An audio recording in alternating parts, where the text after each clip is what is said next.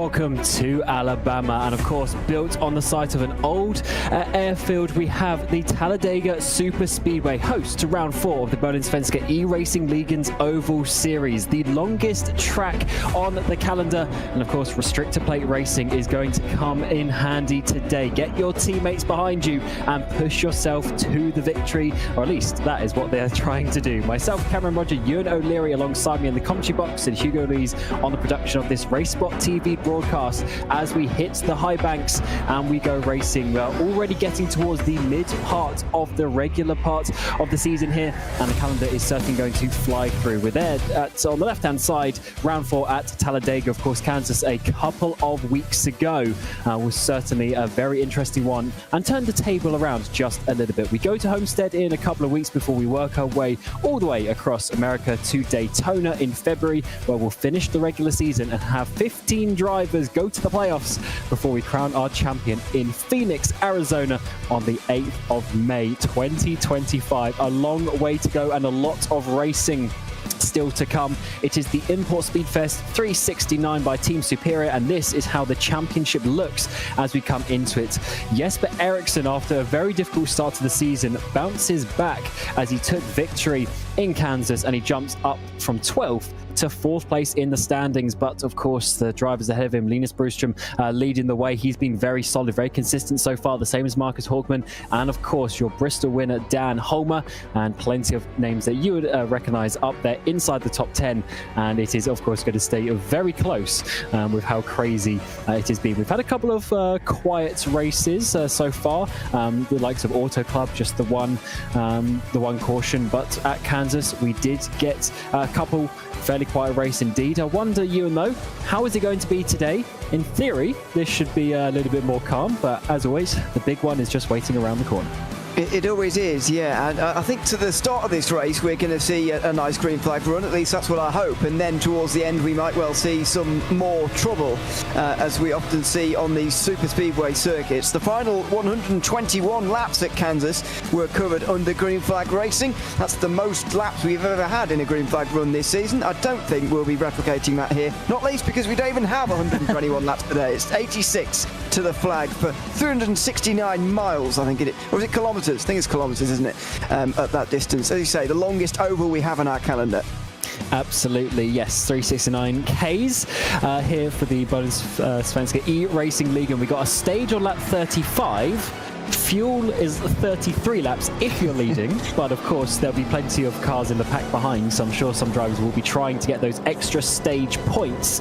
But as ever, we do stay green at the stage, so you can get your points and then go straight into the pit lane and get your fuel topped back up. But of course, yeah, qualifying just coming to a finish.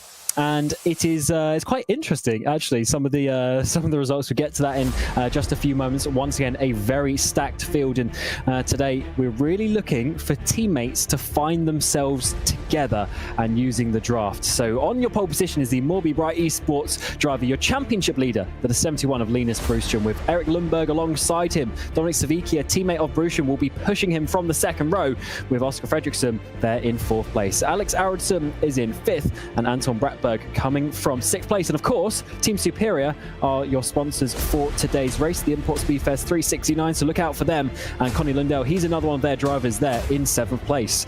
Oliver Wallen is in 8th, and Kenneth Tier, Nickers Helm, Augustin and Marcus Hogman there in 12th place. Hogman, the number 12 in P12. Hogström is in 13th place, and Dan Holmer in 14th. Helmbro and Jesper Eriksson down in 16th place, but just look how close these lap times are. Of course, just a few thousandths changing these positions. Alto and Pfeffer round out your top 18 drivers. Pebbles and Uvelin inside your top 20, then Motin, Wildebar inside your top 22, Dahlstrand and Robert Eriksson there for Superior as well in P24. Tuminen and Tidemo round out your top 26, with Kinnell and Broström, Håkenschott and Christian Gantz round out your top 30. Then your final drivers at the back of the field are Stiller, Nordgren and Forshall, who will be pushing everyone forward, of course, at the start of this race. It is going to be a very much a tactical one, where you have to find the drivers around you, find your friends, and hopefully help each other to the front. Yeah, it was about that in practice. I was watching a little bit. They were practicing that a little bit, getting teammates together, seeing where you can push, seeing where you can't, and seeing how that's all going to work throughout the day. As I say, stage on lap 35, but there won't be a caution. They're very, very crafty indeed. 33 laps on fuel if indeed you're leading. However, it was an important distinction to make. If you're leading, I reckon in the pack you could easily make it to 35 laps. Oh, definitely, especially if you're multiple cars back. You're not going to be full throttle for quite a long time. Around here as the pace truck pulls away, and the 71 will take them for the pace lap. 2.66 miles. Massive track around here. And what are the conditions today? Mostly cloudy, 2 p.m. in the afternoon. On the 7th of April, we are simulating in the game today. So that is some fairly standard conditions. And let's see if this is going to work out very nicely for Linus Broström, because of course the one major point really for him over the course of last season as well is he's always up towards the front, but he has not got a race victory yet, and it did take him quite a while before we saw that. So I wonder, Ewan, if he's going to be able to take victory today, because he always tries something a bit different on the strategy, but it hasn't worked out just yet. It's going to be interesting. I think in terms of making it to the playoffs, where he is right now is very comfortable in terms of making the playoffs. So even if 15 different drivers win and he's not, 14 different drivers win the 14 rounds and he's not one of them, he's still got the most points of those who haven't won yet. So he is in a good position as far as that's concerned. But he will certainly be wanting to take a race win at some point, and he does know how to do it. I think it's just a matter of time. Today is going to be less about that. It's going to be about being in the right place at the right time. Don't want to call it luck, because it's certainly not luck. There is a knack to driving around here. There's a knack to staying out of trouble. There is a good way to push and a bad way to push. So it's not luck around here, but there is a certain amount of fortune that goes with winning and avoiding the crashes for sure. And if we look to last season at Talladega, Jesper Eriksson took victory from Fredriksson. Of course, they were teammates on that day. Then we had a host of the Alcantech cars in behind. They tried something on the strategy, but in the end, just missing out with that one. Let's see what happens, though, as we are going to go racing for the 4th time this season. It's the Import Speedfest 369 by Team Superior, but it is the 71 MABI Right Esports driver of Linus Broström who will take us to the green flag as we go racing here at the Talladega Superspeedway in Alabama, and it is certainly going to be a tough one to predict where we're going to see the finish. We get to the restart zone, and then the green flag will drop, and the 71 takes us underway, and it's a nice clean start for everyone as they push themselves. Look at the 6 pushing his teammate up towards the front. Already a sight as to what we're going to see at the front of the field. Dominic Sawicki pushing Linus Broström to the lead, and to a single file lead as well. Some word from pit lane, by the way. Magnus Høgman, 2-time stage winner so far in this season, has had to start from pit lane, and he'll be at the back already in danger of falling a lap down. And if you lose the draft here, that's going to be a big problem. So look for everyone trying to keep in this top pack. We're staying side by side for now, but don't be shocked if we do see some drivers try to go 3 wide. I don't think we're going to see any 4 wide like we saw in the real life last week, but who knows? We'll find out a little bit later on. It's certainly working down to be a single file train for the top 5, top 6 cars so far, as Broström leads across the line for the first time. But actually you have to remember the finish line is of course way after the tri-oval, which is a big note for drafting to the finish. We've already got a group of 3 off the back as well here. Christian Gantz, Fredrik Fussell and Pontus Nordgren have all decided that it's safer back there, just drafting the 3 of them, and they have decided to stick around at the very back of the pack instead of trying to battle up with these guys. And you can maybe see a little bit why with the action we're going to see there. Those 3, it looks like it's coordinated for those guys. Yeah, when you see the teammates working together, it definitely is more planned than the fact that they are just trying to find that. But we do have this second line, which is being led, of course, by one of the Team Superior cars, the 111 of Bratberg. Can we get a Team Superior car to the front, to the lead of their own race? We'll certainly find out on the exit of turn 4. Yeah, of course, sponsoring the Import Speedfest 369 here this evening, and it looks like they're immediately going to lead the second lap of the race. Great pushing from Oliver Wallin to give Bratberg in the 111 the lead over lap 2. Yeah, great stuff. Obviously, all the teams, having the opportunity to sponsor a race and get themselves involved. A great community here. We have the Bohlin Svenska Eracingligan, and plenty of the teams getting involved with that over the course of the season. And this is a great one to see the 111 leading the way. Of course, he is side by side with Brewstrom as both lines try to work out exactly the distance they need to be behind to push towards the front. And as much as you do want to help your teammates, you've also just got to look at the car ahead of you and how you are going to get up, because if you're 5th, 6th in line, you can't just drive around them, so you have to work together as a pack to get yourself up to the front. Thomas Cannell at the back, by the way, has also decided that this is not worth the candle just for the moment and decided to pull off the very back of the field. And there he is in the number 14, just waiting to be swept up by the other 3 who have just got themselves off the back at the moment. Just a couple of statistics for you, by the way, here, while they are drag racing one another here at the start of this race. If we go green for the first 11 laps of this race, it will be the longest green flag run in terms of kilometres this season. If you count the final 121 laps at Kansas and the first 11 of this race, it would be the longest green flag run of this season. And once we complete the 21st lap of this race, we will have completed 1,000 kilometres this season.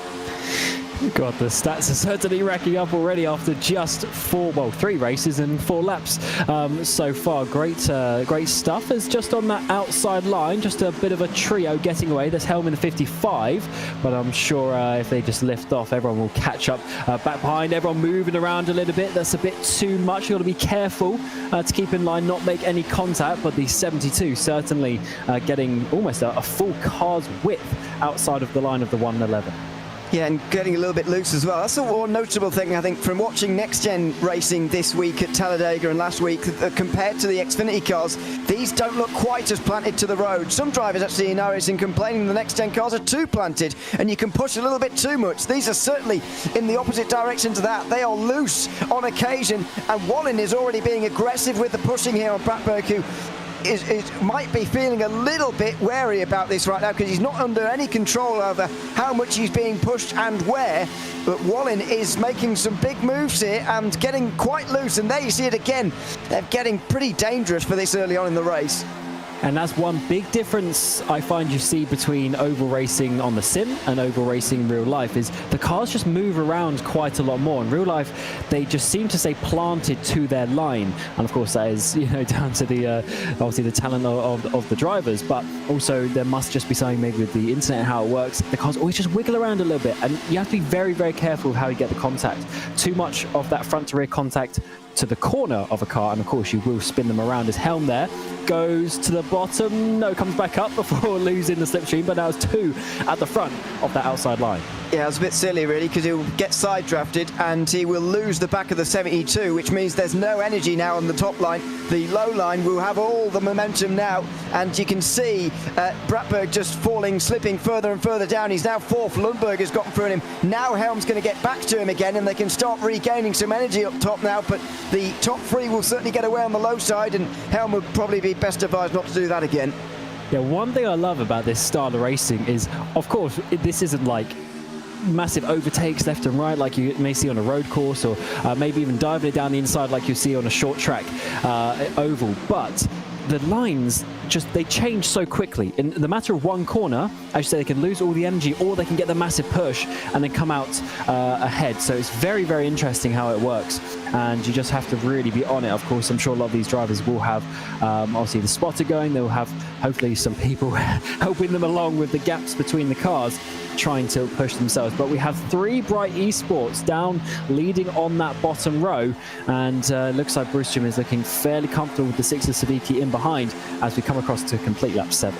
Yeah, it's going to be difficult to overcome 3 of the same team on the bottom line there. It is always a bit of an ordeal going around the outside, so it could be tricky to displace those guys on the bottom, but of course this race is long, and so it will be it will change a fair amount throughout the day, I would expect, as they make their way out of turn number 2. Wonder what stage we're going to start seeing 3 wide, if at all, because these cars already do look like they're moving around quite a lot. I'm not even sure if there's space for 3 without there being a bit of contact and a bit of a crash. So that will be reserved for the final 20 laps or so, I would expect, if we get there at all. Absolutely. Just looking at Team Superior where they were last season. So Bratberg, he finished last, unfortunately. He was running at the end, but he was 7 laps down and last. Now he's up towards the front. Even Oliver Wallen, 72 for Bright Esports, the car pushing him as we get Bratberg come down to the low line. That's quite an important potential factor of how this race is going to go. And now the 72 there on the outside line, he was also quite a few laps down towards the back of the field. But now they're up running towards the front as the 111 is looking very strong. I don't think Royston will be too worried about that at this time, but certainly an interesting choice for the 111 to go down to the bottom. What a great start for Team Superior to sort of be in amongst the Bright Esports drivers here. I think he was trying to circumvent the fact that Bohlin would have wanted to get down with his teammates there on the low line. And so by getting down there himself, Bratberg, he's prevented Bright Esports from getting together here, just for the moment. Anyway, now he just needs his teammates to get up with him now, Bratberg. We were handed a note, by the way, by Linus Broström before this race about their record around Talladega. 4 seasons ago, Team Superior managed to finish 1st, 2nd, 4th and 5th. They'll do very well to repeat that feat here today. Yeah, they certainly would be a bit difficult. You can see them very easily actually in their sort of yellow-orange car as you look a bit further down the pack as well. So hopefully they can try and find themselves together. That's one thing. We do have a couple of SimRace Sweden cars all close together, so definitely it's a track where you want to find your teammates, but it's not like you can just choose that, especially with qualifying being so close. You can't predict the order that you are going to be, unfortunately, as we're here on lap 10, and it is working along very nicely indeed. Of course, it stays very calm. The second someone starts to get loose, that is when we might see a car in the wall and the pace car come out. Magnus Högman, by the way, is being caught here at a rapid rate of knots. He's already 42 seconds off the front of the race. The lap times are around 51.5 seconds at the moment. So expect to see that soon, as there's a big block from Bohlin, who gets to the inside. Broström there, I think, was just following him, really, as they all try and get past Bratberg. Helm goes up high with 3 wide for the first time. He's going backwards. Yeah, that is not the ideal for Helm. He's going to be losing so many places as everyone with the draft comes along. And I wonder, is that purely him not being able to get down, or does he want to go to the back of the line? As we're seeing 3 wide in towards turn 3, the 71, 72 side by side, the 6 and the 24 take the lead. Is this Bright Esports trying to work themselves into a 1, 2, 3, 4 situation? Bratberg's being pushed back, and now we have the 2 SimRace Sweden cars coming on that outside line. This is working well as we have Ericsson there pushing his teammate Holmer. It could be the Bright Esports drivers trying to work together, but why would they leave Broström stuck in the vacuum in the middle there on his own? I'm not entirely sure. Now he's going to go backwards here very quickly as Sawicki leads the 11th lap. This is officially the longest green flag run now of the season, without, or the longest run without a caution, with 11 laps completed here at Talladega. Broström holding his own pretty well actually on the middle line. Surprised though, he's been left out to dry by his teammates so much. Yeah, he needs to try and get in that gap either ahead or behind Bratberg, but actually we do have the line following him, so it's now the 2 SimRace Sweden cars who are going to get left out to dry. Can the 200 car of Pfeffer push the 71 back? No, they move up and leave him out. The aero games are so fun around here, and it's very difficult if you get stuck in that situation. At some point he's going to have to come down, and now he finally does. Whoa. It's not a 1, 2, 3, 4, but we'll have to see how this one works out. Here goes Tony Uvinen. He was going to follow Broström there, but now he's been left out to dry on his own. So Tony Uvinen in the black is coming through. Dominic Sawicki now pulls to the middle as well, as Broström has a look to the inside. Now he goes to the middle line. Olsen blocks through the middle line as well. He's got 3 lines to take care of as they go in towards turn 1 and 2. I mentioned how long is it going to take for 3 wide racing to really commence? Well, not that long as it turns out, with 3 wide now, just 13 laps in.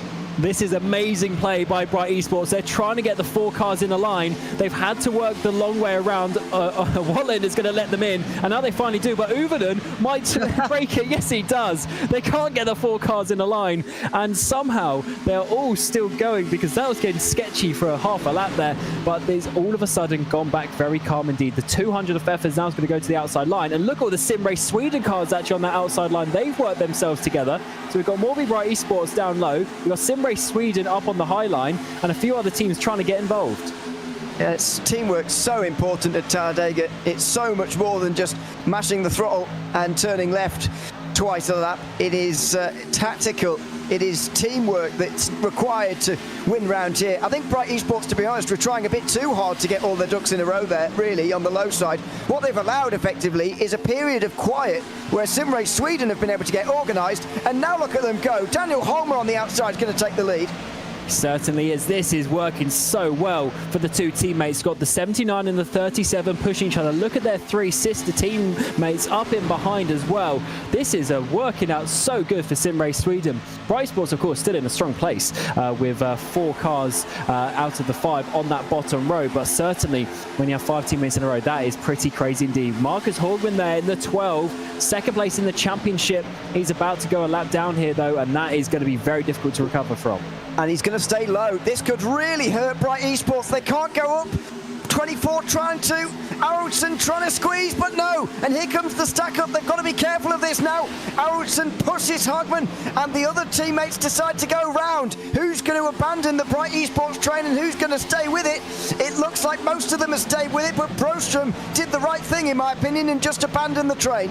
He's going to get lost, though, because the 5 SimRace Sweden cars block him out. He's stuck in the middle. He's going to have to come down. Can he get all the contacts? Can he get ahead of Marcus Hogman? Not quite. There's not enough space. Contact is made. Hogman goes to the inside with Eracingligan. They keep it straight. We should stay on the green flag. Well, no, in the background, there is more contact. And now here comes a big one coming into turn 1. Hook and shot involved as everyone slows down. This will be the first caution of the day as we come across to start lap 16. The first crash of the day, and it was coming ever since the lap car got involved there, Hogman. Normally, it's expected that the lap drivers go up high there or go down low, depending on where the others are. But on that occasion, I think Hogman would have, if he'd have been doing the nice thing, he would have gone up high. But he decided he wanted to be part of the train, which I understand, of course. And it did cause a ripple effect, really, down the field that eventually resulted in that crash. And many look like they're involved. Yes, it was a bit awkward what he did, but at the same time, it's also the decisions that everyone else makes, and they were so desperate to try and keep that train. It's just a shame for Broström that when he tried to come down off 4, there wasn't enough space to drop in.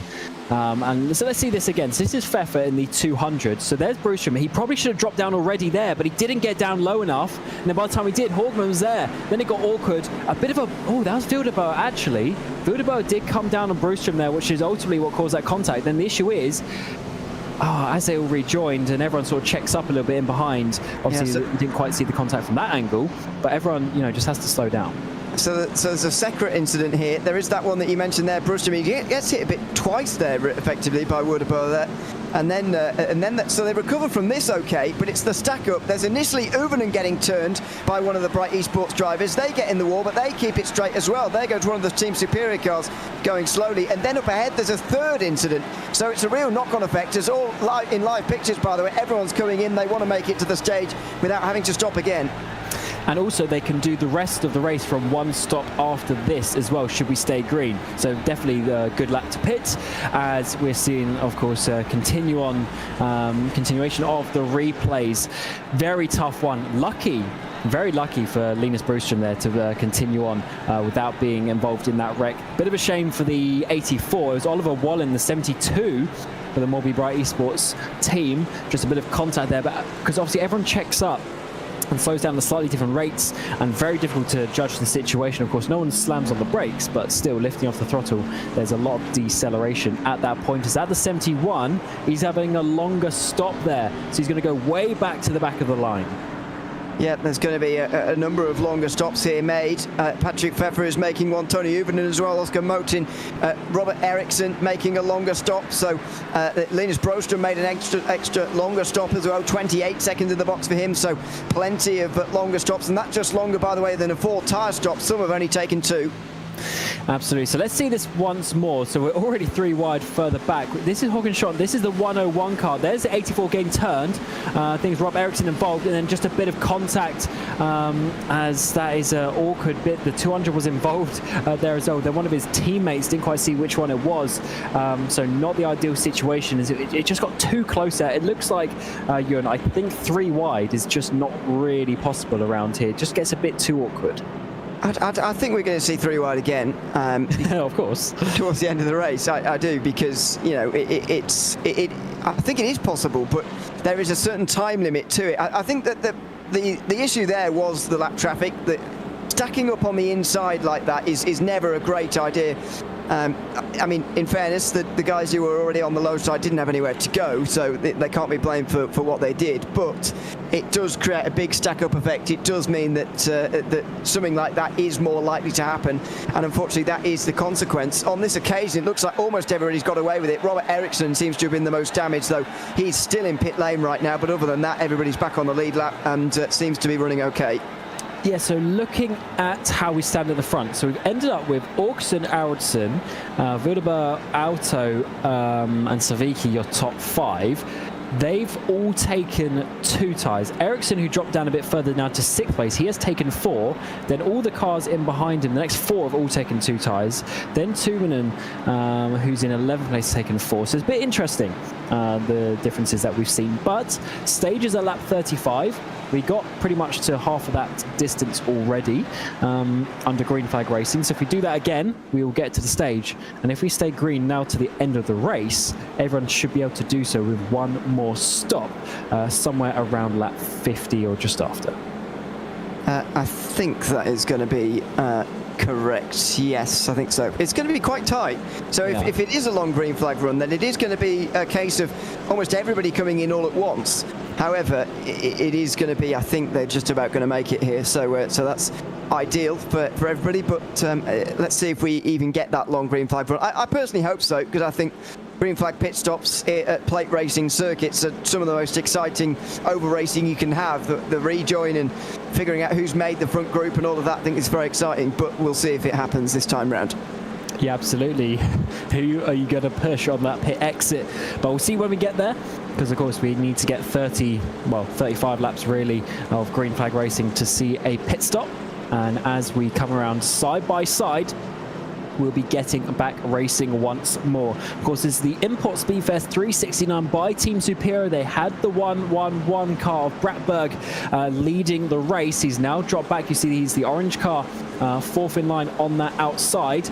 And we are stacking back up to get back to green flag racing once more, as the pace truck will come in. You've got Åkesson and Aronson on that front row. You've got quite a few SimRace Sweden cars up towards the front.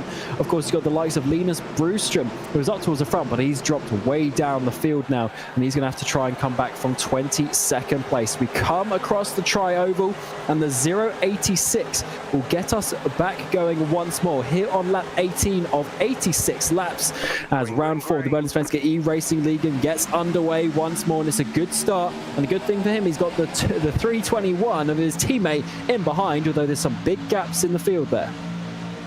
There is. I think the 24 is going to be hung out to dry a little bit here on the outside line, although he's trying to side draft Hyrbilar as much as possible. The push is going to eventually come here on the outside. It's a bit of a sluggish start, I'm afraid, for Jesper Ericsson, the last round winner, but now he's getting there. Now he's getting to the back of, is that Alto on the outside line? I think it is, and now they're beginning to get to Aronson, who's getting the push.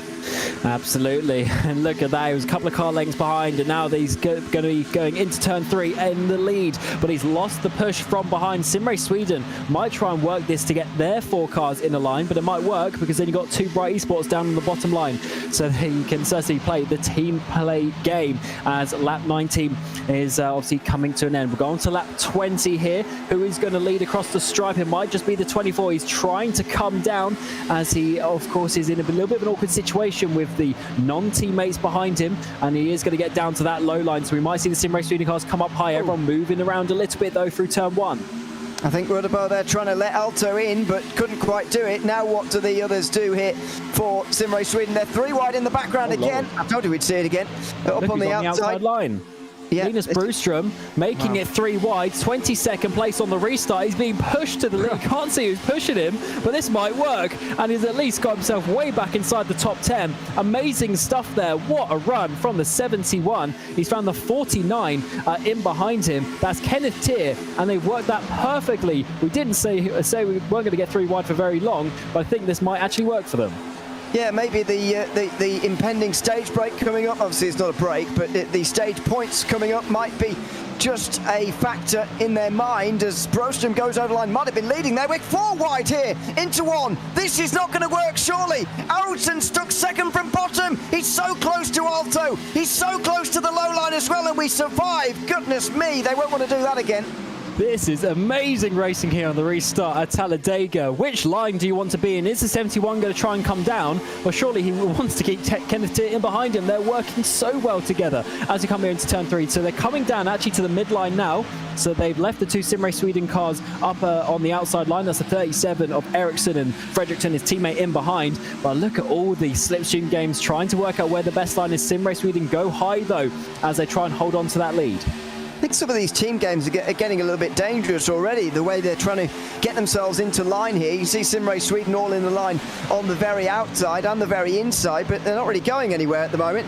Team Superior are having a bit of a good run through the middle here. Can't see which 2 of their drivers it is coming through the middle at the moment, but they're trying to make some headway after getting together. I think that you're much more likely to succeed, personally, if you get just 2 of you together, as we just saw with Broström and Tier. If you get 2 teammates together, like Team Superior have done in the middle there, and you push one another really hard to the front, then it can work a lot better than getting, 7 of your ducks in a row and falling over each other.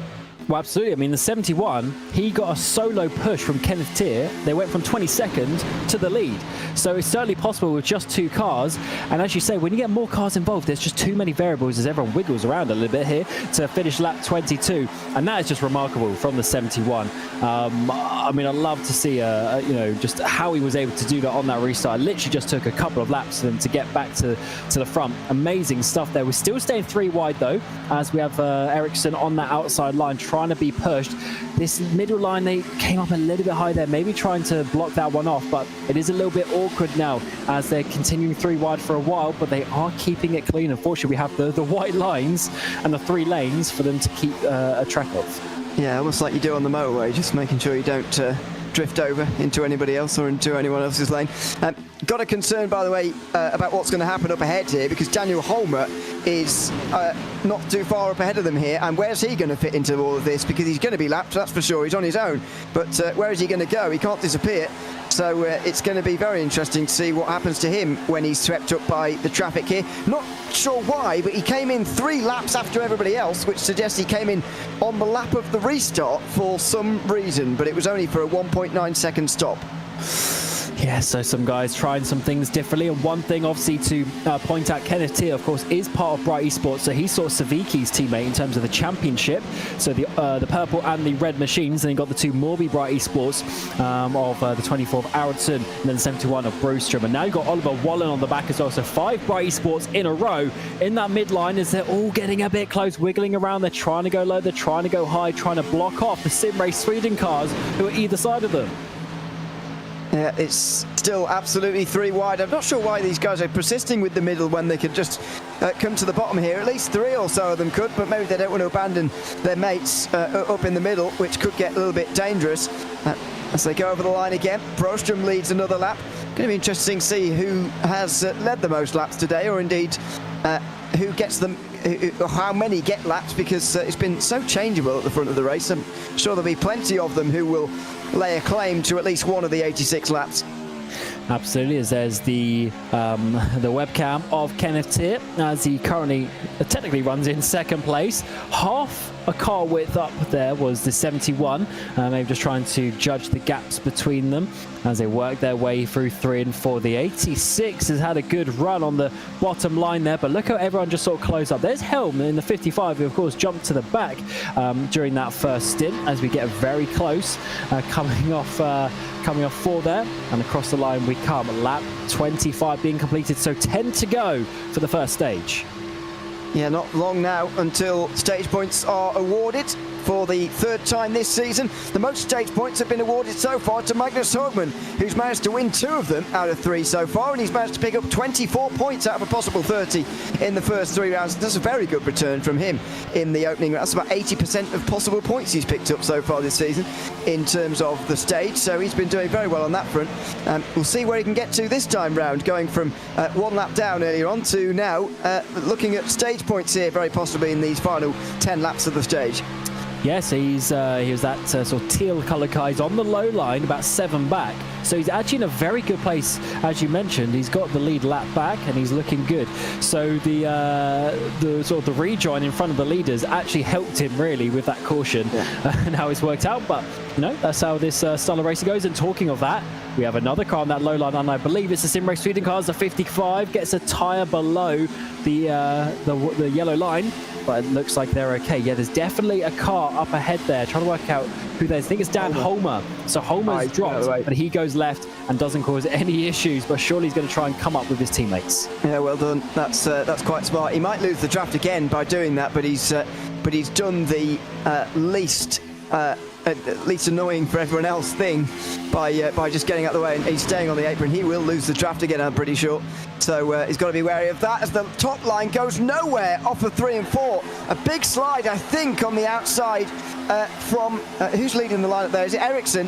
I think it is, and didn't get a very good run off 4 at all. He's had to get a big push there from Fredriksson, who's the first time we've seen him in the top 10 today, and they've done just about that to rescue the top line, but that wasn't a very good run off for 4, and that's the danger of running up highest. Oh, absolutely. There's no room for margin for error at all on that outside line. But it's working. They've been there for about 5 laps now, and everyone seems to have settled down, at least for now. They're just waiting for the final couple laps, I'm sure, of the stage, which, just a reminder, is lap 35. But we stay green flag racing in this series. And, of course, with the pit stops being made 10, 12 laps ago now, we still have plenty of fuel to keep on going into the mid part of this Import Speedfest. 369 by Team Superior, who are currently not in quite as strong position as they were. We've got things Bratberg there on the high line, about 5 cars back.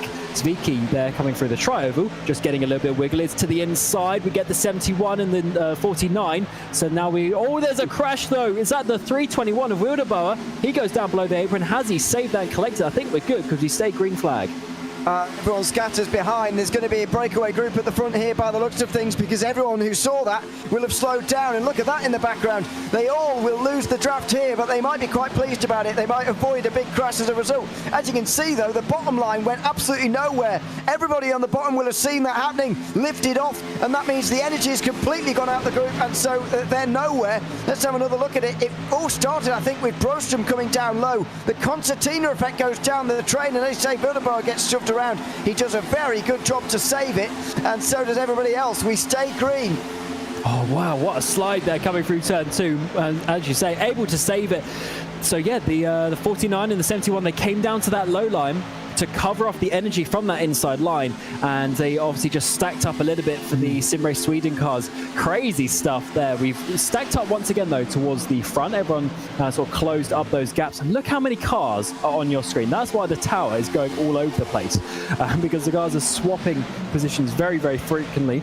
So what we've got is we've got 2 lines. We've got the low and the mid line with the Bright Esports there, the top 3 in the mid line, the top 2 on the low line. Then we've got SimRace Sweden up high. Very, very difficult to judge. If we stay like this towards the line, I'm sure people start moving around. But if we get to the line at the stage break, that could be a little bit of carnage. They could. We have about a third less cars in the front group than we used to have, by the way. The top 21 have managed to get away here, and then there's a group of about 8 who are, or 7 or 8 now, running off the back of these guys, just running on their own now. And big names include the likes of Hagström, who's at the very back, Magnus Hagman as well, the stage winner of 2 races, 2 rounds so far, down the back of the field. He won't be winning another stage. He won't be picking up any more points for the first time this season. He'll be outside the top 10 at the stage by the looks of things. Yeah, this is crazy stuff at Talladega, lap 31.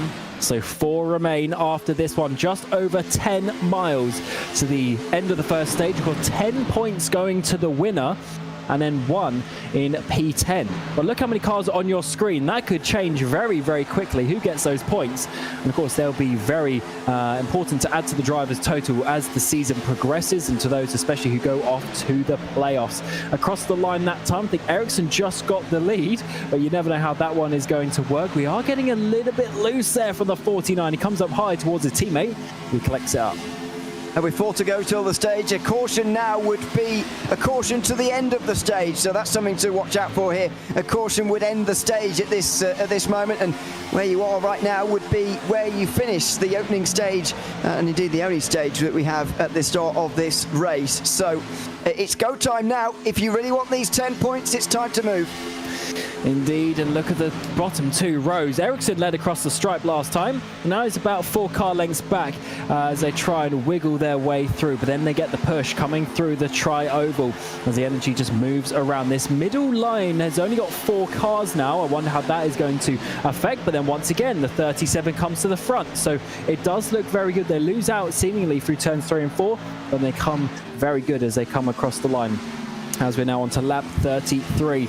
They're all staying a little bit more calm now. No one's really going for any major moves, but I think Bright Esports definitely want to make sure one of their boys at the front there is going to take this stage victory. I just had a thought here, Cam, about how on earth we're going to work all this out at Daytona around 14 when everyone's working out for playoff places on points and stuff. We are going to have a nightmare on the 27th of February when we're having the final regular season race here at Daytona. Well, not here, but at Daytona. It's going to feel a very similar race to this one as we approach 2 laps to go in the opening stage. Yeah, fortunately, most drivers by that point will be confirmed in the playoff, and hopefully it should be just a couple of drivers to focus on, but definitely a tough one indeed as we get to another lap and another lapped car up ahead, lap 34, so 5 miles remain on this stage, and how is this car up ahead of them going to affect it? We've got the 71 and the 24 leading the bottom lines, we've got the 37 up high, and actually is one of the Team Superior cars, all a little bit loose there for the 24 as the 6 tried to push him, but he manages to hold on to it. Yeah, not entirely sure who that was. Apologies, but one of the superior cars, as you say, pulling off to the left-hand side there and doing the right thing again to stay out the way. We're going to get the white flag proverbially on the stage here at the end of lap 34. It's a good run for the low line here. And as we get towards the end of the stage, the very high line, the 3rd line up top, have gone backwards. They're going to need a big resurgence in these final 2.5 miles if they're going to get some stage points. Yeah, this is a big one. So Ericsson led across the line there. Who is going to lead after 2.5 more miles as they work their way around this Talladega Super Speedway? It's been a very interesting first stage. We had the pit stop halfway through due to a caution, which was actually brought out by the 71 being involved. He went basically to the back of the pack, and then he got his teammate Ken Latier to push him, and he's been there ever since. That 49 for Bright Esports, but as we come through 3 and 4, it is the run off this that is going to determine the stage winner. 10 extra points, but look how many cars are in behind. There's about 20 cars on the picture, all trying to get the top 10 positions through the tri-oval. We are going to come, and it's surely going to be one of the Bright Esports cars, or can there be a push up from the high line? It looks like it's a 24, but as he come off the tri-oval, can he hold there? It is going to be a photo finish for the stage victory, and you know what? It might just be Jesper Eriksson who took that on the outside line, and all the positions in behind. Brewster might have ended up in 5th place there, despite being in the lead of that low line. Crazy stuff, but I believe it was Eriksson who took the stage. We continue green flag racing. We're going to have to get another look at that from the starter stand, if you like, because it was either Eriksson or Aronson, 2 of the race winners we've had so far. Eriksson, of course, winning 2 weeks ago at Kansas. Aronson winning in Auto Club Speedway. They both win in similar fashions, actually, in long green flag runs.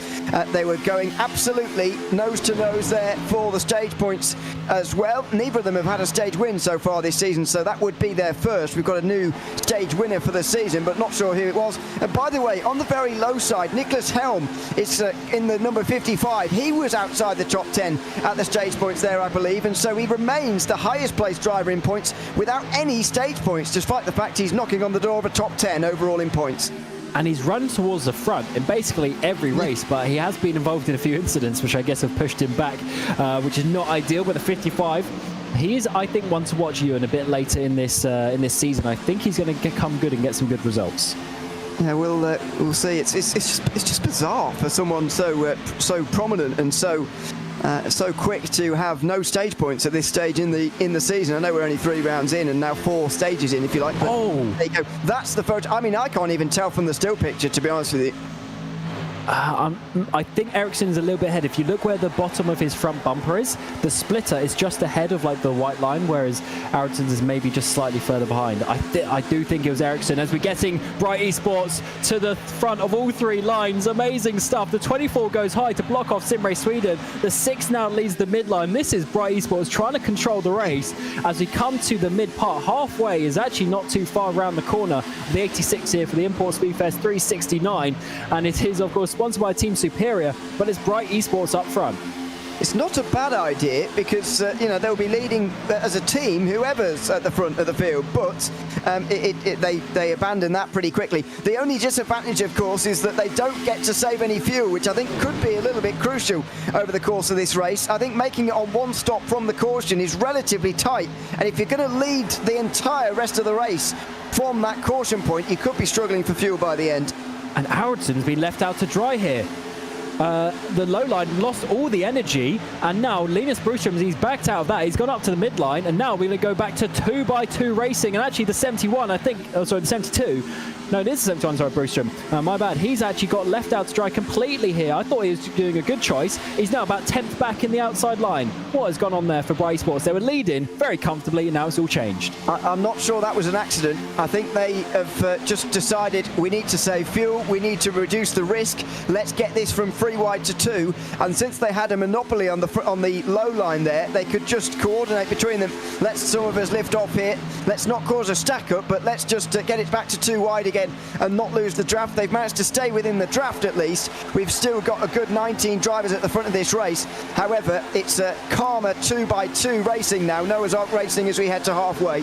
It's so funny how when you go back to 2-wide racing, it looks like there's half the cars in the race, but everyone is there. Obviously, the line is longer, but it's weird. It now just feels a lot more calm as we are on lap 40 of 86. So halfway, what's that, about 7 miles away as we work our way towards the front, the mid part of this race. The 6 is leading Sawicki. Of course, he's been involved in one too many incidents, so he's got put to the back at the previous race, at least in the qualifying, but he's raced well. He raced up towards the front in Bristol, and in general is looking good this season. A good signing there for Bright Esports, as they obviously a lot of these teams sort of had quite big driver changes over the off season. And as we work our way onto lap 41, it's still Ericsson leading, with Fredriksson pushing him on that high line. Yep, it's going to remain like this, I think, for a little while now, until we get to probably over lap 50 in this race, of course. The lap at which you'd be absolutely sure of making it to the end would be lap 53, but I'm not sure all the drivers are going to have the luxury of making it another 12 laps after this one.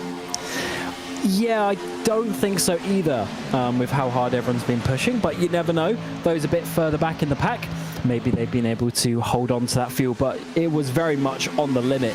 Indeed, I think with how they've been racing, we may end up with another caution, but who knows, because what we've seen in pretty much every race so far is we get a nice early caution and then it goes green after that. But yes, that is getting, and this is what I mean, and I think we are going to get a caution with the pushing that we've seen. I think we could get to the green flag pit stops and beyond, actually, before a caution. But I think, as you're right, before the end of this race, I think we are going to see another. Just a word on how caution heavy this could get towards the end. The time of this race is limited, of course, at 1 hour and 45. For the 86 laps to be run under green, you'd still have 20-30 minutes spare. So effectively, it's 20-30 minutes for cautions. Now, we've already had 4 laps under caution. That will have spent maybe 10 or so minutes. I reckon we can only afford 2 or 3 cautions in the race before we start getting limited by time. If indeed we go over the lap count, but we're under caution, we will have green-white checkers, of course, but we can't go over the hour 45 allotted for this race. So that's a bit of a headache towards the end, potentially. Absolutely. There's a lot of movement now as drivers try and work their way. We've ended up with just 5 cars on this outside line, but it seems to be working fairly nicely indeed. And it's really weird that half of these Bright Esports cars are just completely gone. We've got Lundberg here, of course, started in that position on that front row on the outside line. He's finally worked his way back to the front in the 18 machine, and he's now leading the race. He's been pushed by Autos. There's a lot more energy on that high line. Are the SimRace Studio cars going to come down? Yes, they are. Block it off. Is this going to be back to one-line racing? Goodness me, that was close. I understand that there was probably a bit of an agreement there between Dan Papels, who it was squeezing down on Ericsson in the black, yellow and blue car. However, it could be a return to single file racing, not least because there's so little energy on the outside. Nicholas Helm doesn't have anyone pushing him at the moment. He's in free fall a little bit. There's a team superior driver out there, but it could well be single file here very shortly. Is amazing. We've seen one wide, single file, we've seen double file, triple file, even quad file for a little bit of a time. Crazy stuff here at Talladega as we are now gone halfway in the race. Lap 44 we start and we move our way looking towards the end of this race. Still a pit stop remaining, remember. Although I haven't said that, if there's a caution right now, then they'll have to make another splash at the end if everyone comes down pit road. It's looking very good for SimRace Sweden as it stands, but of course we've got Trash Car Customs leading the way with the number 18 right now. I just want to report to you on some of the other groups going on in the field. Well, there's not a lot going on in this one now that we've passed halfway in this race. There's a second group, a pairing of Patrick Pfeffer and Thomas Kinnell, who dropped off the back of this group. So it was previously 21 drivers in this group. Now it's down to 19. Those two dropped off the back, but they've now been swept up by a further group, a third group that's now the second group on the road, if that makes any sense. 8 drivers now in this group, with some lapped stragglers as well, who have caught up onto the back of them. They could really do with getting single file here, to be honest, and organised just like the front group are. Otherwise they're going to be lapped, and that's not an exaggeration. So they are the second group. There is a third group on the road. That's the same trio of Fredrik Forsell, Christian Gantz and Pontus Nordgren, who've basically spent this first half of the race trying to stay out of trouble as much as possible, but they too are in danger of running a lap down if they're not too careful. They're 37 seconds, off the leaders and losing about half a second a lap. Yeah, it's crazy how much time you lose when you're not working together. And I wonder what we can see from this group at the front. Of course, when you get 3 wide racing, you have so many cars bunched up, because if you're 5 cars deep, 3 wide, there's 15 cars, whereas a 15-car train in one line is way, way longer. And there is the 321 of Hyrbilar. So I wonder how we're going to see these cars get themselves back up towards the front. Those who have dropped down a little bit further behind, for instance, like Kenneth Tier and Linus Brustrom, they are that 15th, 16th car in line. They're miles behind. And now they need to try and work their way back up. It's a very tricky situation because they're going to have to try and obviously force an attack at some point later on. As you say, I think this is the calm point of the race where they're just saving, thinking of the strategy for later. I don't know if it's quite as difficult as it looks, to be honest, because famous last words, I suppose. But, you underestimate when you're watching it like this, and if we can get a shot on board with someone here, you'll realise just how much they're actually breathing off the throttle on these straights. They're actually barely on full throttle in the pack here. So I'm thinking of someone like Dominic Sawicki, who's got some teammates stacked behind him. He won't do this before the pit stop phase, by the way, but just if this was towards the end of the race. He's got teammates behind him. At the moment, he's breathing off the throttle a lot, especially into corners and whatever, especially on the back straight. You can see them there fanning out. That's them lifting off a little bit. They're just fanning out, finding a little bit of air as well. So if he doesn't do that, and instead as he's catching up to the driver ahead of him, he just turns right and goes past him, he'll have the confidence that Bohlin will follow him. Some of the others from other teams might follow him, but more importantly, his other teammates might start doing it as well, back in the pack. And as soon as we get 2 wide racing, then all bets are off. It's every man for themselves. And I don't think it's quite going to be as difficult to kick over the hornet's nest here and get everybody side by side again as it really looks right now. Yeah, that's very true. I'm just thinking, though, if you get, obviously, the drivers in maybe 5th, 6th, 7th place, they move up, then there's a big hole for the drivers who are then in 10th place to try and get. So hopefully they can work that one out and make sure they get back to the front. But they don't drop back on purpose if there isn't a further plan. And for instance, with Auto sitting in behind, of course they got a rogue Trash Car Customs there up towards the front, who of course is then being followed by SimRace Sweden and the bright Esports cars. He hasn't got any teammates, but I don't think that's an issue for Auto, because as you say, he can effectively lead the race and save a bit of fuel. I think part of the problem was for Bright Esports that actually they weren't going to make it to the end of the race on just one stop, because they'd been running so far at so much of this race at the front since the caution that actually they've been using a lot of fuel, and just to make absolutely sure they can make it on one stop, I think it was wise for them to go and drop back, save a little bit of fuel. Now they'll know that they can make it. They can all pit on the same lap here, ideally lap 53 or later, and they don't have to worry about not making it on fuel. But it is a real disadvantage that they're all back there, and SimRace Sweden, it's not inconceivable that SimRace Sweden can work something out here, that they get ahead alone and they just draft away from the rest of the pack. It has been known that, you know, 3 or 4 car groups have drafted away from a big pack and contested the win alone, so they've got to be wary of that. Absolutely. I do believe it was at this race last time when Alcanteg, they all pitted slightly early, who had a long green flag run, and they came out 1, 2, 3, 4, 5, 6. 6-car push, and of course by the time everyone else pit they were miles ahead. Didn't end up working out, as I mentioned. Ericsson won here last time, but that is still something that you can do if we get to that stage, because on lap 50, Ewan, we're getting close to green flag pit stops. Very close. Yeah, we've been running 30 laps now under green, so this is getting close. This is the second group on the road, by the way. They have got a bit more organised, like I suggested they should, and they're catching, by the way. They are catching at the very back of this train. Last time round for Helmbro it was a 52.0. Well, that's the matching time, but the time before they gained 2 tenths, so that just shows you there must be some fuel saving going on in this front group, because they're being caught by a smaller one at the moment.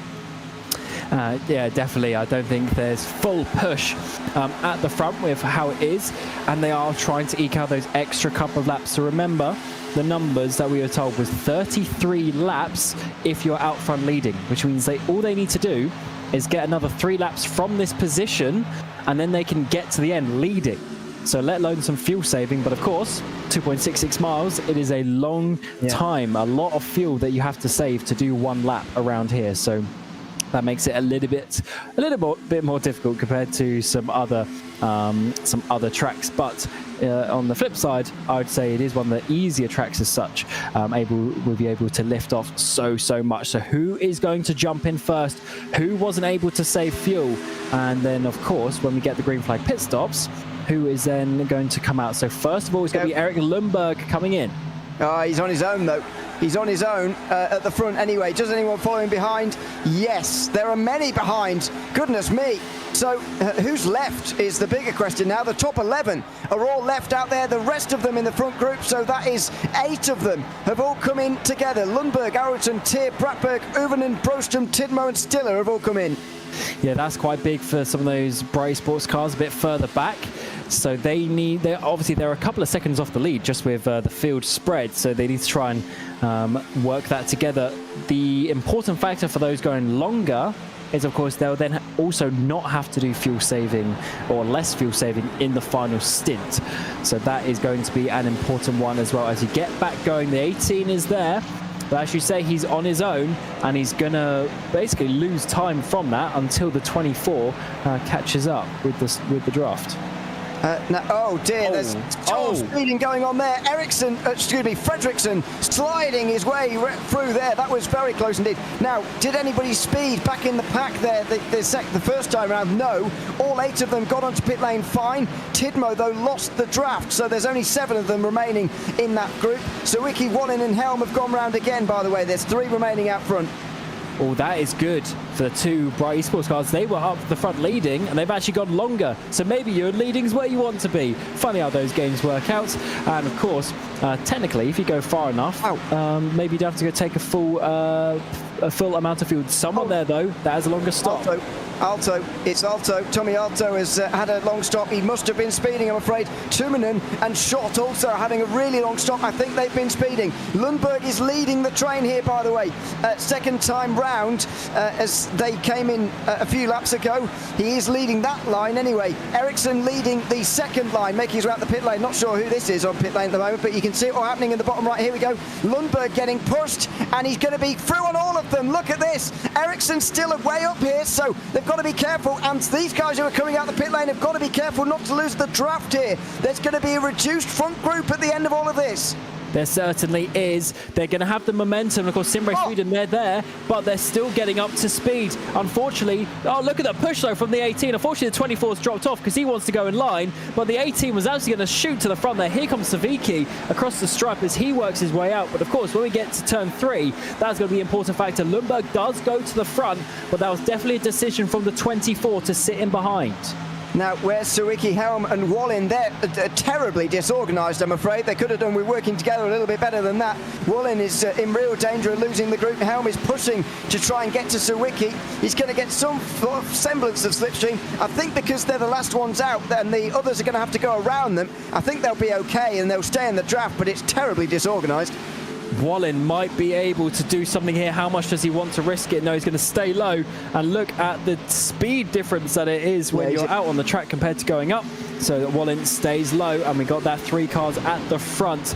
And of course, this is going to be an important factor for where Savicki is going to fill in. Is he going to obviously stay towards the front as we're getting some cars dropping down to that bottom line? But I still think the top will have just enough energy to get past as we come across the line. It's Savicki leading the lap, but the 18 gets the run. That they will have enough energy here. Christopher Gantz is on the inside here, by the way. Christian Gantz, excuse me. He's 27th, battling with Daniel Holmer for the lucky pass at the free pass on the circuit at the moment. So there's going to be no energy on the low side. Lundberg's going to get through here. There's another driver making their way out the pit lane here in front of these guys. So it's all going to be very, very messy indeed. There is 13 drivers in this leading group from the lead lap. There are those a lap down as well. They're going to have to go round a lap driver here. Sawicki making sure he's going through the middle. He barges his way through the middle. Lundberg has to give room. Yeah, Lundberg was trying his best to block off, but the 6 was being forceful. And Helm, of course, the 55, who dropped to the back and is now going to be up front, pushing the 6 for the race lead. What amazing stuff we've seen here. And of course, the 18 still on the outside line, being pushed by Eracingligan. 30 laps to go, and this is getting very tense with the drivers realizing the long green flag run continues, and therefore you need to make the positions on the track yourself. A very long green flag run indeed. This is Turunen, by the way, just up ahead of them. Harry Turunen, who had a 55-second stop there. He would have been speeding, and he's now part of this group as well, but 1 lap down. That's effectively what it's done. It's done the same to Marcus Stiller, who was also caught speeding. He's now in this group, but he's a lap down as well. So it's a big punishment for you if you're caught speeding. Tommy Alto is the next driver to be lapped, and he will be lapped. He's completely on his own, and so this leading group will sweep him up as well. That's the problem, really, in this leading group. There's only 14 of them contesting the race win, but there's so many lap down drivers who have been swept up by the leading group and are now in the draft here that it just makes it a real mess, and you're not even sure who you're racing against. Yeah, this is very difficult, especially for the 72 Oliver Wallen, for instance, on that inside line. He's got the car ahead of him, but he does have his 2 teammates behind. But how is he going to get to the front? He's got to go around that car. Very difficult situation to be in, and this is not not ideal, but it's working out so far. But of course, the teammates all find themselves together. So it's Bright Esports effectively on that bottom row, SimRace Sweden up top, a few different cars in between there as well, and I'm sure they're going to be trying to work together. It's 2 by 2 though, as we work our way around turn 3 and 4. So it was single file for a long time at the end of that middle stint, but now we're coming towards the end. They've gone back side by side. Certainly have. There's 23 drivers now still on the lead lap, by the way, with Tommy Alto the next to be swept up. Pfeffer with him, so those two are the pair you can just see up ahead here. Would you believe it? 23 would still be the most amount of drivers we've had on the lead lap at the end of a race this season. What a bizarre season we've had so far. That's an interesting set, especially considering the long green flag runs, but sometimes long green flag runs actually show up more issues than all of the caution filled ones, where everyone can sort of get bunched up and then get their laps back, etc. So definitely interesting with how we've had the season so far. The bottom line is a lot more separate, but they are leading. The top line, they're more compact, but they're in behind. Very interesting how that works. 18 drops down though. The 18 drops down. He leaves the SimRace Sweden cars in behind. He saw he was losing time, and now we've got a couple more lapped runners who are getting in the way, but the 6 is really going on. It's going to be single file here once more, as everyone I think is trying to bunch together and trying to avoid that lapped traffic. They were a little bit trying to avoid going 3 wide as well. Sawicki will go through the middle as a result, through the middle line, and he'll take the lead here ahead of Helm. Then 3rd in line is Gantz, who's now leading the outside line despite being a lap driver. He's almost against his will, being pushed into position here by Bohlin, who's effectively using him to fuel save and draft off of.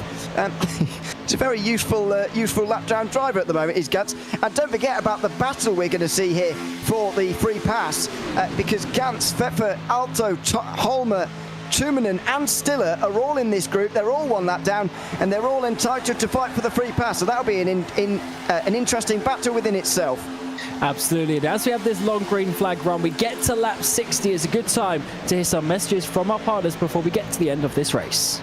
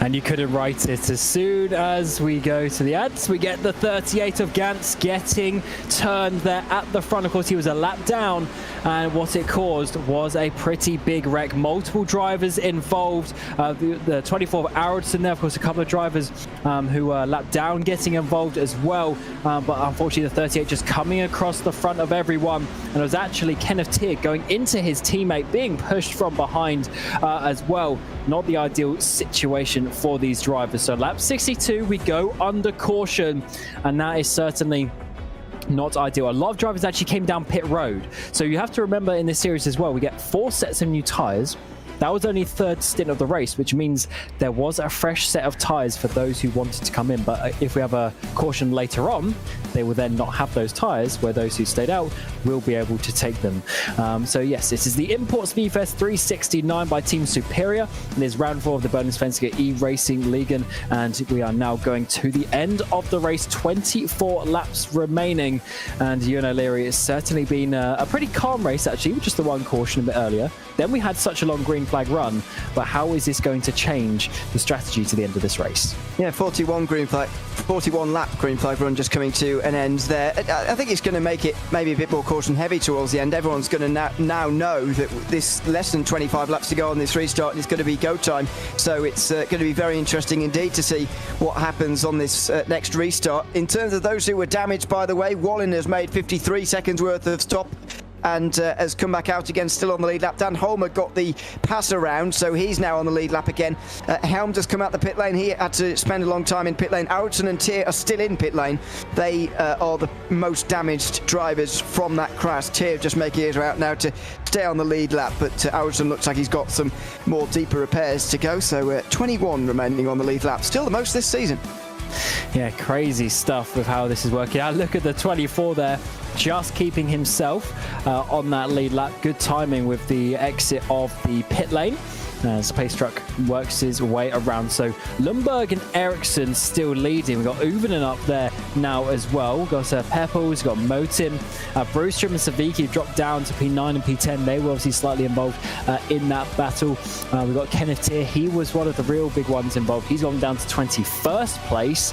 And where has Aracingligan worked out 22nd? So he'll have his teammate to push indeed. So that was definitely, I'd say, quite a big changer, though, to how the race is going to go. And it seems like everyone obviously was getting a little bit over-eager, and we had a lot of the lap drivers in the way. Of course, they're now going to be out of the way, so it might be a little bit nicer for the next 5-10 laps. But, well, are they going to be out of the way? Because there's still a lot of drivers just one lap down. Alto, Pfeffer, Gantz and Stiller. Gantz somewhat miraculously has survived. So they're all going to be fighting for the lead lap. In doing so, they're going to be going past some drivers on the lead lap.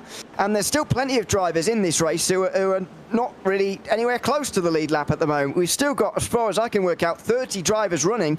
They'll all start from this front group. I'm not sure it will be any less mixed up than what we've seen before. In fact, I think that it'll be a bit more mixed up, because there are some drivers who stayed on the lead lap but because of being in that second group and were nowhere near the front group beforehand. They're now back with everybody else. This is going to be a bigger front group than we've seen since the start of this race, pretty much, certainly since the restart from the first caution. It's going to be with about 50% less race remaining, and there's only 23 laps to go, so I think it has the potential anyway to be even more chaotic, and everyone is going to be absolutely going for it now on this restart with 23 to go.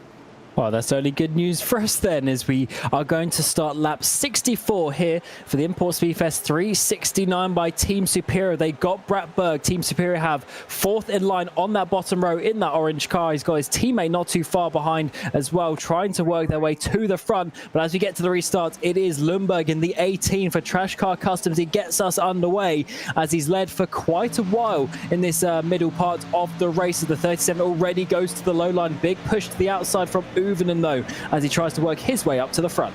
Yeah, Ericsson lets Fredriksson in there, or the other way around. Sorry, Fredriksson let Ericsson in, and Uvenen wasn't really let in by Dan Peppels, but has sort of forced his way in. So the low line has lots of energy, and they'll race away, but it will be now up to the high side. People will start migrating up top now, and that will start to move here. So Wiki giving a big push at the moment to Oscar Motin on the outside here. Yeah, there was just exactly a car's length for Uvenen to drop down, and he's managed to make it work. There is Peppels in the 329 machine, currently in that 5th place, working his way out of turn 4, and he should be okay there with Uvenen, but of course he would have preferred to have his teammates directly. And you can see how the gaps between the cars works its way forward and back, and this is a bit of carnage, bit of contact on the front straight. Are they keeping in the straight line? I think they are, as Hogman and Bohlin go past the 101. The 101's already had contact there, which caused the second caution of the first caution of the day, I should say, as he go 3 wide out of turn 2. They've got to be careful they don't cause a split in the group, though, by doing this and going 3 wide. They've got to get organised here and make sure they don't let those guys race away. Look at the gap and look at how organised they are. They've got to be really careful here, and these guys will know it. That's what happened. Bjorn Broston was rather rudely shoved to the low side there. Yeah, absolutely, and he's had a hard time to get back up in line as well. So we've gone single file up towards the front as Lundberg still leads the way. I think SimRace Sweden love the fact that Lundberg is there. Of course, not a teammate, but a car that they can use just to control at the front of the field. And these single file lines make it harder to jump from the back very quickly. When there's a couple of lines, you can easily go up or down a line and try and work your way forward with the cars so close together. Now, if you're 10th place, you're over a second off the lead compared to, just 2 tenths if it was 2x2 or 3x3. I think you're absolutely right, by the way. It's almost like in an athletics race that the person who runs because they know they're not going to make it to the end, but they're just trying to do a good pace for everybody else. That's what it feels like Lundberg's doing for SimRace Sweden at the moment. He's just doing the pace that they want for the moment, knowing that he's going to be thrown to the side by the end. But he'll be hoping, of course, that he can hold his own. I'm not sure he's going to be able to with so many teams around him. He really needs a teammate, Lundberg, to be honest, and there's nobody to help him, really. It's a struggle, isn't it, without teammates around here. Talking to teammates, Savicki on that second line with Brewstrom, his sister teammate there for Bright Esports and MABI Bright Esports. They are pushing towards the front. We saw this earlier. The two-car train, I think, might be the most effective around here, actually, as it's working very nicely. Brewstrom already got from 22nd to 1st with his teammate Kenneth Tier, and he's now got Savicki as they continue on that outside line, as we're getting, of course, inside the final 20 laps now here at Talladega. Yep, it's still the low side prevailing, but I said earlier on the high side would get organised again and they get the energy going, and now they have done. Although Lundberg is still leading going into the final 20 laps, they're starting to get organised. They're starting to form a third line up there now as well.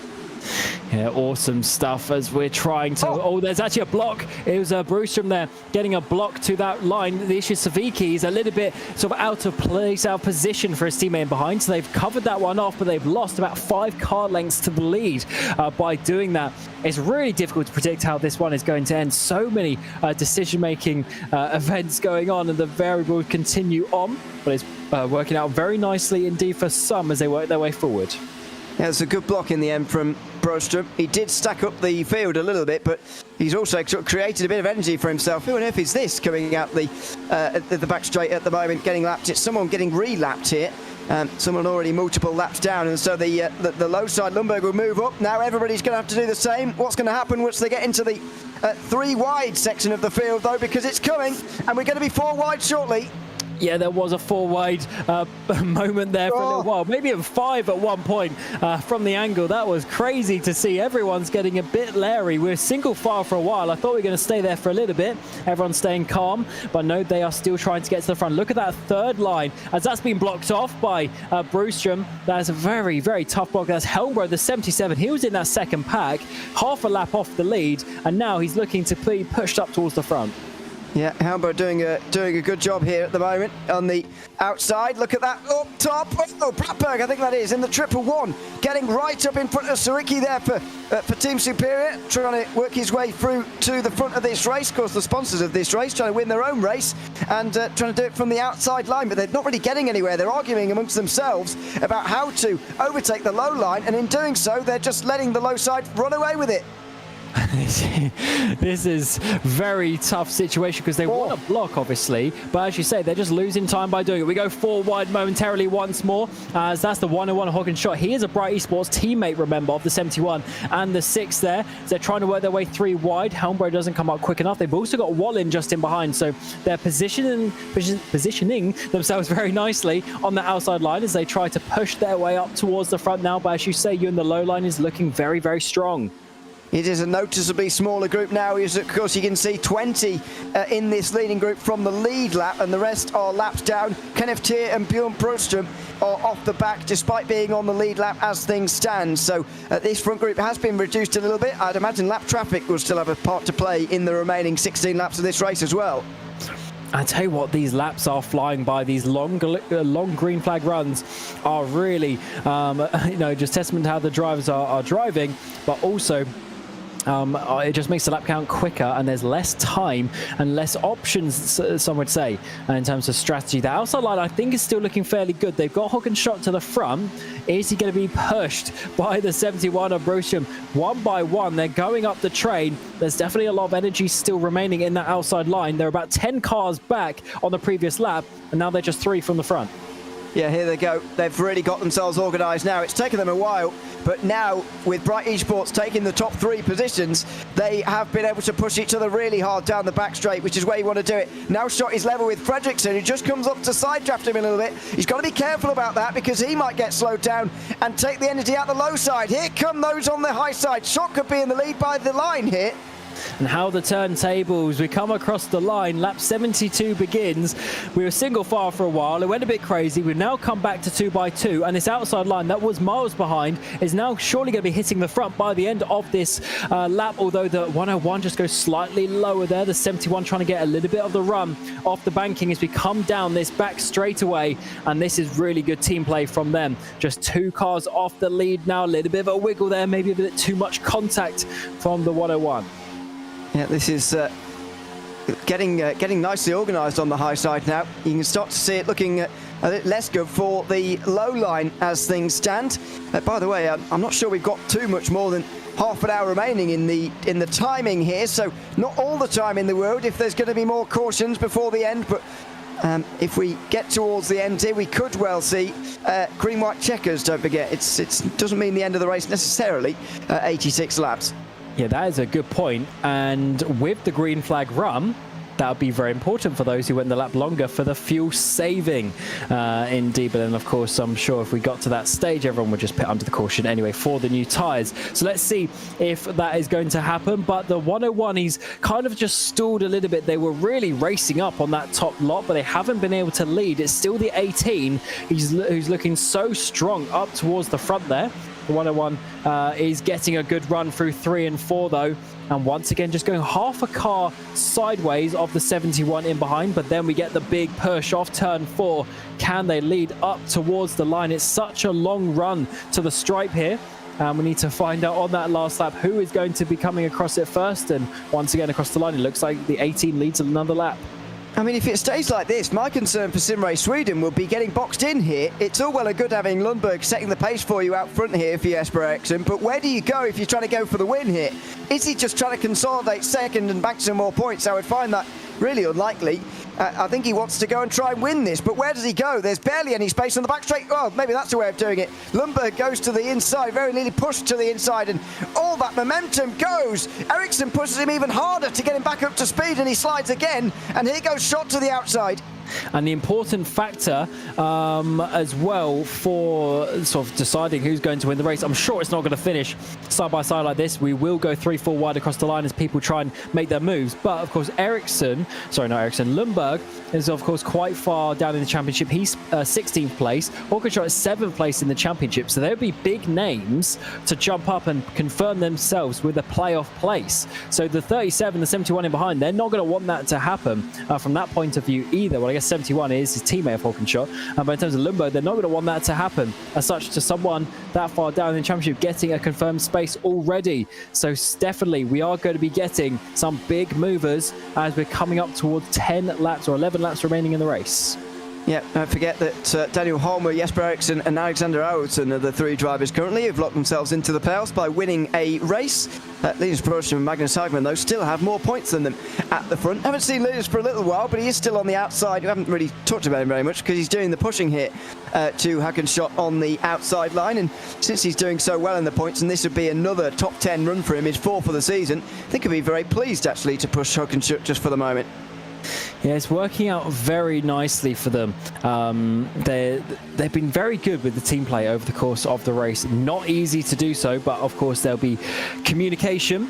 But then when you have so many drivers to communicate with, you still need sort of maybe a leader or a couple of guys to be calling decisions. Can't be having 5 voices shouting at each other. It's certainly a tough one for these teams.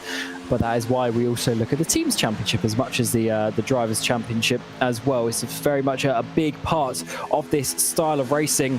And this is looking like they just calmed down for a couple of laps here, as they're not doing anything too crazy. The green flag run continues on, and we still have that concern of a couple of drivers maybe getting to the end. But I guess that is why some of the people you maybe expect to lead this race aren't the cars at the very front of the field. Yeah, maybe.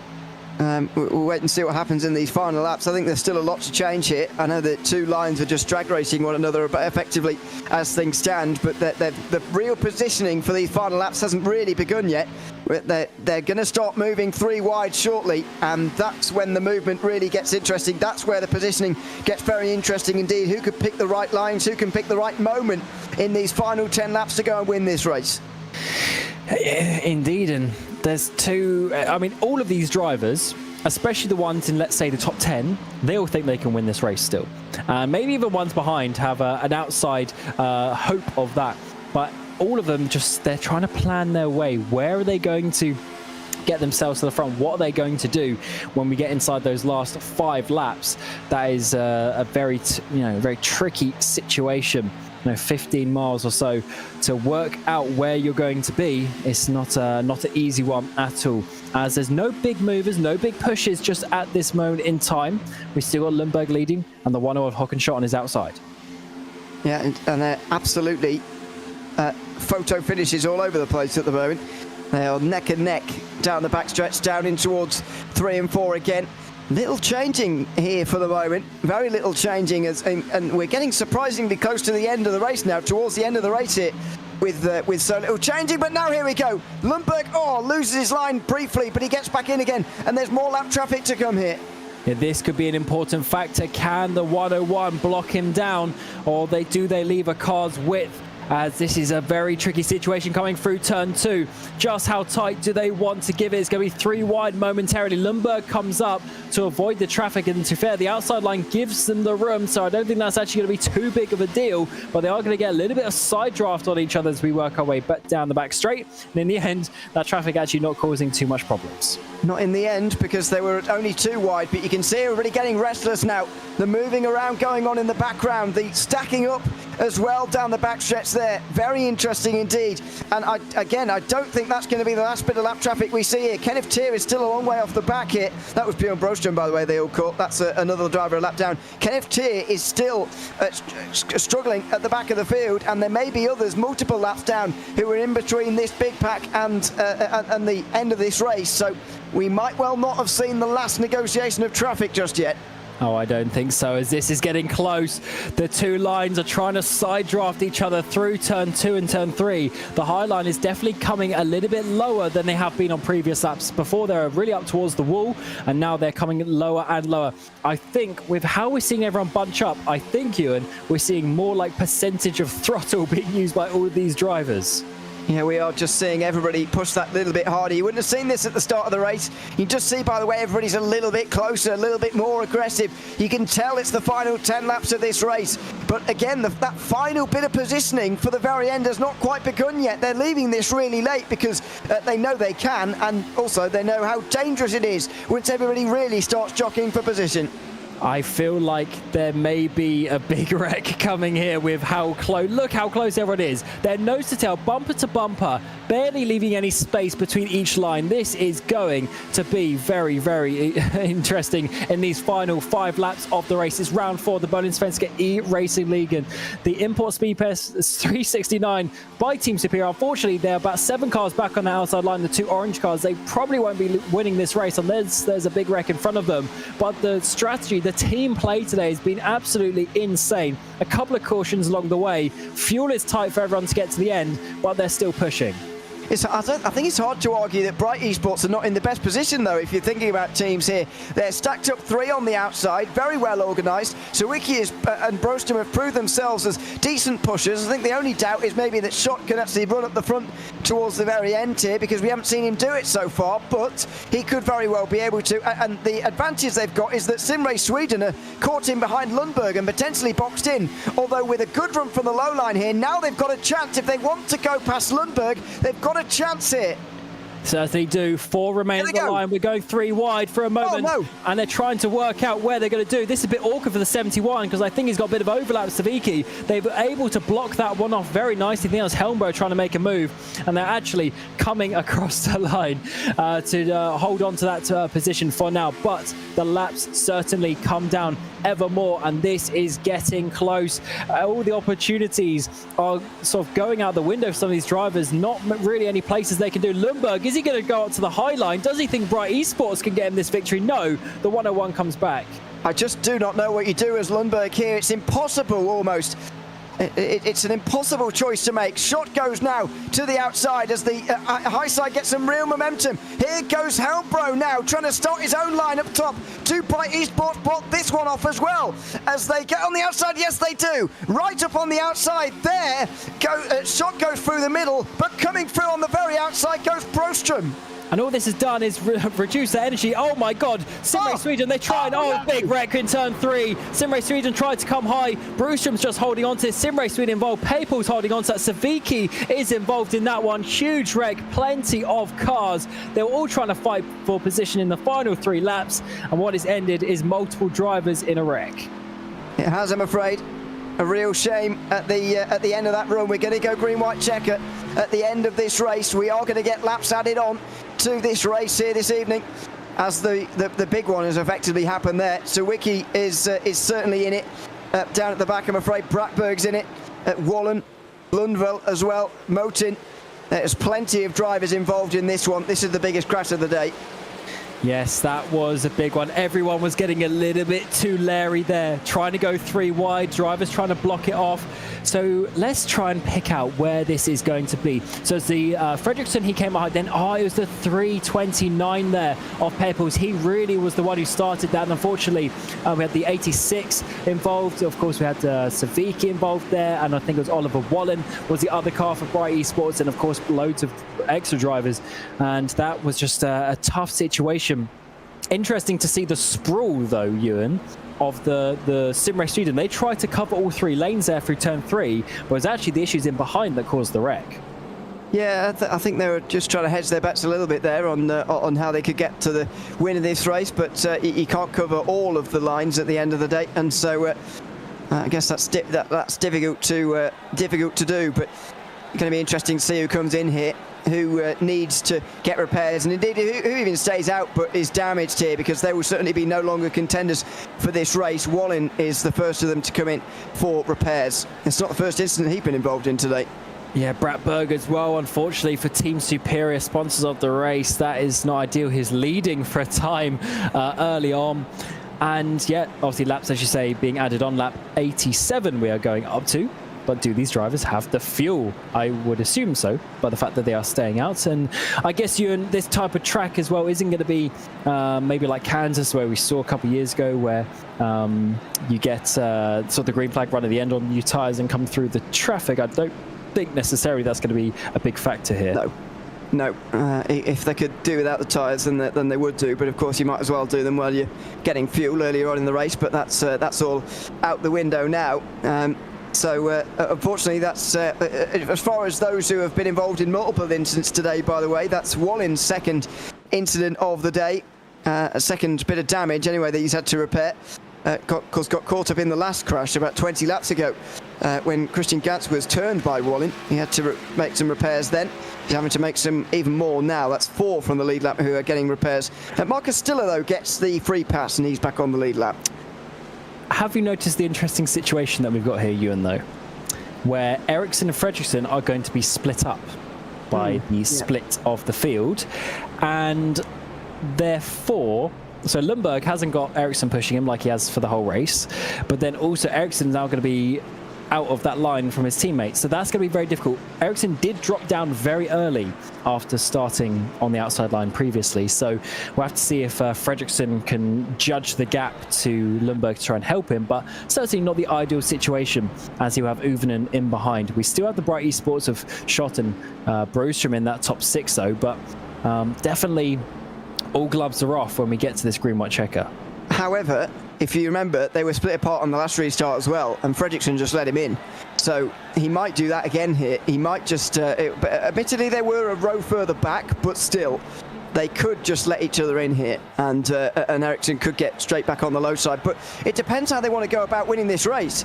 If they're happy to finish second and third, then let Ericsson in, and then they can finish second and third without any major problems, and there wouldn't be a big challenge for the race win either. But they probably do want to win this race, so let's see how they play it in the end here. And how on earth does Lundberg play this from the front of this race? I've got no idea how he can stop all the teams, but this is the best situation for him probably. It's bad for him when there's a long green flag run and the teams get organised. This 2 laps of chaos could play into his hands. Absolutely, but that's the only way they can do it. It's going to be very hard for Fredriksson to get up behind Ericsson unless Uven has a bad start, but they can't control that. What they can control is getting Ericsson in front of Fredriksson. So that is a very interesting one. Bright Esports, I think they're going to have a difficult time to win the race from here in just 2 laps, but you never know. That is over 5 miles of racing. The Talladega Superspeedway has been an absolute treat, Ewan, for round 4 of the Bohlin Svenska Eracingligan. Do you have any predictions as we come to the green-white checker? Another attempt required. You think it's going to be more than one? No, I'm only joking. I do actually think we're going to go green to the end here for this one. I certainly believe we're going to get to the white flag and then as a result get to the end as well. In terms of who's going to win, I've honestly got no idea. It could be any one of the top 10 or so. I think if you're below that, then you're going to be struggling. But yeah, it's difficult because all of the teammates are split apart effectively, and they haven't got time to organise themselves. So it's every man for themselves in these final 2 laps, really. Yeah, this is quite crazy stuff, as it's only round 4 of the season, but a win locks you into the playoffs. And for the likes of Lundberg, that could be very important. Uven as well. Even Fredriksson, who of course basically pushed to Holmer to the win in Bristol. This could be an important win for someone. The Import Speedfest 369 hopefully only has 2 laps to go. Green-white checker coming. The race should have finished now on lap 86, but we're going to go for 2 more times around. Lundberg, who's led basically the whole of this final part of the race, it leads us to the line. Ericsson on the outside line, but his teammates Fredriksson is on the inside. How are they going to play this, as it is a bit of a jump there for the 37? He gets a good bump from the 84. He might be leading as we come down in towards turn 1. Broström, the 6th place there on that outside line. It is going to be all pushes to the front. And it's the teammates on the second and third positions. They're not able to get together like they were on the first, on that most recent restart. Apologies. It's Tony Uven who's giving the big push to Ericsson here, and then just in behind is Broström. But where's the energy going to come from on the high side after that? Where's it going to come from? Now they move up. They're abandoning Lundberg, who's going backwards, and Ericsson's going to lead into 3. He certainly is. Is he going to drop down and be pushed by Lundberg? They work together. Yes, he is. He's going to cut across the nose. Just about. There was only 1 centimetre in between them as the 84 goes high to block off Broström. Now he's going to drop down. This might work wonderfully. There's a crash in the background. Caution is going to come out. Lap 87 up, down the 24 goes. That's not the first time he's been involved in a wreck. I think Holmer's involved in that one as well as we come across the line. Ericsson, of course, in the lead, but we're going to go back under caution. We certainly are. That was not ideal on that restart, I'm afraid. It was always going to happen. Another big crash. Arlton flies through the air, goes up and over again. Dan Peppels is back to pit lane, so's Anton Brackberg. Bohlin is either just slowing down to avoid everything or is involved again. Let's have a look. Indeed, so we go 3 wide. There's a Holmer through the middle. The 24 goes wide. Massive overrun there. And then it was just the 55 coming up, the 79 going down. And unfortunately, everyone, oh my God, the 24 got put up in the air so quickly there, fortunately going back on the wheels. But that was a very tough situation for them. I don't know, Ewan, I don't think either car necessarily did too much wrong with the 55 and the 79 there. It was Holmer and Helm coming together, wasn't it? Yeah. Yeah, one of those things maybe. I think they could have been a bit more careful between the 2 of them, to be honest, to avoid contact. But there you go. It's bound to happen, I suppose, towards the end of the race. And so we're going to need a second attempt. Of course, the second and last attempt to green-white checker. We are going to have time for this, but we only get 1 more attempt regardless. Do we have fuel? Is my next thinking, because we haven't. I mean, obviously there's laps of caution, but it's not like you use 0 fuel during that time. So interesting one. I'm sure they would have come down pit road if they had to. Is that Lundberg? Is that Lundberg coming in? Surely that is for fuel. He was the earliest stopper in the final round of stops, and maybe that has just caught him short. He doesn't have enough for 2 more laps. That's such a shame, because had we gone to the checker there, he probably would have had enough and probably would have got inside the top 5 at least. That's what I said earlier on. The SimRace Sweden guys were more than happy for him to lead, because they were saving fuel behind him while he was pounding around on full throttle. That's all well and good, leading laps, losing loads of laps, but if it ends up meaning you need a late stop like that, then it's no use really. So I'm afraid that's the disadvantage of running the strategy that he has done. But either way, I think he would have found that final restart again very, very difficult indeed. Oscar Merchant follows him in, makes a similarly short pit stop, but there are some longer stops back here for damage again now. Connie Lundell seems to be making a relatively long stop, Helm for obvious reasons. Holmer as well. Stiller and Ackerson making long stops as well. And after all of this, we've ended up with, is that the top 5 drivers, all in different teams? So after us talking of the team play coming to the end of the race, we now do not have that. And this is going to be a very, very interesting one. Can't wait to see how the restart is going to go. Is every driver for themselves? Of course, we do have a SimRace Sweden car a little bit further in behind. That is Fredriksson in 6th place. We've got a couple of Bright Esports, Schott and Savicki. But are they going to be able to find the back of their teammates who will be on the front row at the restart? Yeah, let's wait and see on that front. I don't know. I think there's too little time remaining. It won't surprise you to learn that this will be the shortest green flag run to the end of a race this season, if indeed we get a green flag run to the end of this race, and hopefully we do and don't end under caution.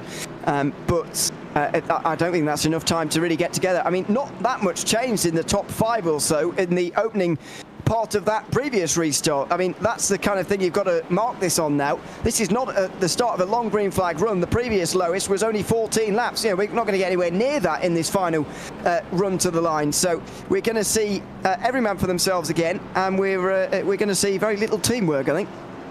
Yeah, this is very interesting for these guys. As we go, obviously, across the stripe one more time, are we going to be going side by side? Brewster has basically been there anyway, but will this be the lap that we restart? Of course, 2 to go, and we need to make it to the finish line to get onto that final lap. And of course, we'll be able to find out the winner at the next flag. So very interesting situation. Brewster is clearly up for this by the fact that he's been side by side with Ericsson for so long. He's going to have the 77 of Peter Helmbro, a couple of time pole position driver in this series, but yet to win a race. Can he find a way to get to the front? It is tough to predict now, as there's no teammates around them. Yeah, absolutely. It's going to be every man for themselves in this final 2 laps. Going to be very, very exciting to watch indeed as we bring the 24th caution of the season to a close. We're racking them up already in 4 rounds. So perhaps unexpected, but or to be expected, I should say. But there you go. 19 still on the lead lap. How many of those realistically have contention for this race win, though? I would say 10 at most, really. Not least because of damage, but actually because of positioning as well. And with how the season is going to work out, it probably will be a championship battle between Ericsson and Brewster. How important could this be? Of course, Ericsson's already got a win to lock himself into the playoff. If he takes this away from Brewster, I'm sure Linus will grab a win at some point and get his way into the playoff, even on points at least. But that could be quite an important factor. Whereas, obviously, Brewster getting that win, that could obviously lock himself in and just relax a little bit through the mid part of this regular season. It's a tough one to predict, but certainly important result here at Talladega. We're supposed to have 86 laps. We're going to be going to 92 potentially as we get to the end of this race. Round 4 of the season. We're going to get a 2-time winner for Ericsson. Are we going to get a first win of the season for the 71? Pace truck comes in. The 37 will have control as we come through the tri-over. We didn't make it on that first green-white checker to the line to start the final lap. Are we going to do it this time around? Everyone is going to be flat out to the finish as lap 91 is going to get underway. The 37 on that inside line, he will have the control and he will take us back to green flag racing with Tony Uvenen pushing him. It's a bit of a slower run from that outside line from the 71. Peter Helmbro needs to get back up so they can push themselves. Look at the 37 though. He comes up to the high line as Brewster is covered off there. What a start from Ericsson, but he almost too far in front here. Needs to be careful. Now Uvenen gets to the back of him, but there's no energy on this low side. Not really very much on the high side either. Now they're getting to him. So Wiki's making his way up the field here, right into the back of Helmbro, who's now going to go up top. They're all going up top here, leaving Ericsson on his own down here pretty much, getting pushed on the low side. But there goes Prostrom round the outside. He's going to lead into 3 and 4. He certainly is. The 77 is giving him a nice push, but also on that inside line, look out for Uvenin, the 84, pushing Ericsson. We're trying to get a bit of side draft from the 71, coming down a bit low. Are we going to get to the final lap? 6.266 miles remain as we go 3 wide. The 6 is coming through. The 84 slightly blocks that off side by side across the stripe, and we get to the final lap of the race. The Wiki very brave through the middle, but we are going to get a finish here at Talladega. The first green-white checkered finish of the season. It's surely between this top 10 who have broken away. Ericsson, though, on the low side with 3 helpers behind him, is going to be in the money here, surely. He's got a very good start as there's more runs coming behind. Now Broström gets the run. Now the blocks come out. Ericsson slides. He still leads after a great block on the backstretch.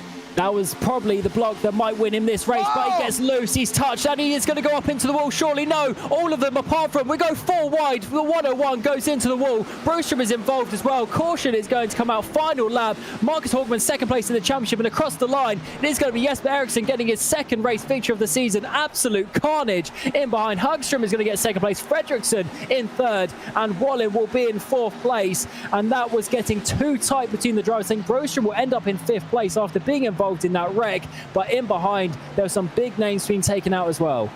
Wow, Ericsson wins by 0.7 of a second. Have you ever seen a bigger winning margin at Talladega? Astonishing finish, and SimRace Sweden take a 1-2 as well. Another astonishing finish for Oliver Bohlin, who gets through all of this to finish 4th despite being involved in 2 crashes in the final quarter of this race.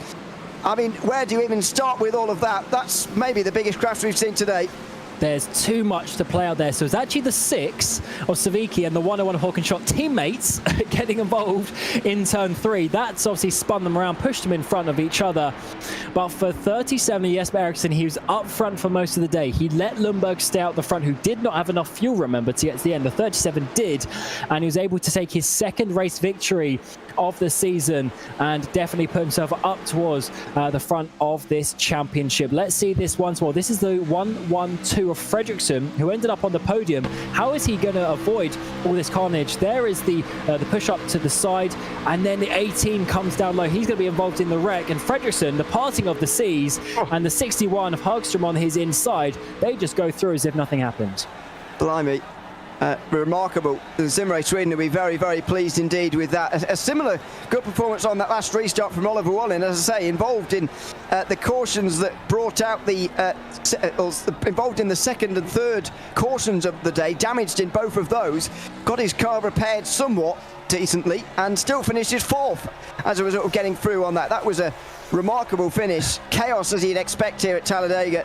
And in the end, a maybe expected winner, Ericsson, for the 2nd round in a row. I don't think he had enough fuel there to do the donut, but we'll grab him in. He's already here for the interview. Let's have a look and speak to him as we see him on the stripe there. And yes, Ericsson, the number 37, that was unbelievably tight there. We'll start with the final lap. First of all, coming off turn 2, what an insane block there up on Linus. Just how were your nerves at that point in the race? To be honest, my mindset was like the Xfinity guy said in real life, I'm not lifting until I see God or checkered flag, and I didn't. Even my spin I had, or save, or whatever you can call it, I was flat. I was flat throughout all of that shit. Oh, my nerves, my heart. I don't know what to say. I just want to thank, of course, first of all, Oscar for pushing me to the stage win, too. That was awesome. And I want to thank Holmer, Dan, Timo, Melvin, Tommy, just everyone in the team, because this race was awesome. I loved it. Fucking hell, I'm sorry. Absolutely. That was a crazy finish there. I also want to ask, how tight were you on fuel at the end? Obviously, you were able to do the cool-down lap, but with the long green flag runs we got there and that first caution, it was at the perfect time, really, to sort of get to the end. I ran out of fuel before entering turn 1 after the checkered flag, so... yeah, that's how tight I was. Oh, wow. Yeah. that was quite something. And as for the beginning, also the middle part of the race, it was a big battle between you and your teammates, SimRace Sweden, against the Bright Esports contingency at the front. How were those team games and the communication? That must have been, quite a lot of concentration. We communicated every lap about absolutely everything. You know, when we have a checkup, about just everything that happened throughout the race, and the communication just can't get better. It's top notch. This team is just amazing, to be honest. Yeah, certainly. And of course, Oscar pushing you to the end there, getting himself up on the podium. How do you think you can, obviously you're easily locked into the playoffs now, how do you think you can work your way to get him into a race victory? Because of course he had a podium back at Bristol as well. He's looking very strong this season. I told him, like, if you can, I'm gonna do everything I can to just push you. Because for me, the victory wasn't my top priority. It's to get more wins for the team. But I think so. I'm just gonna try to help him and just everyone else as much as I can, because they all need wins at the moment.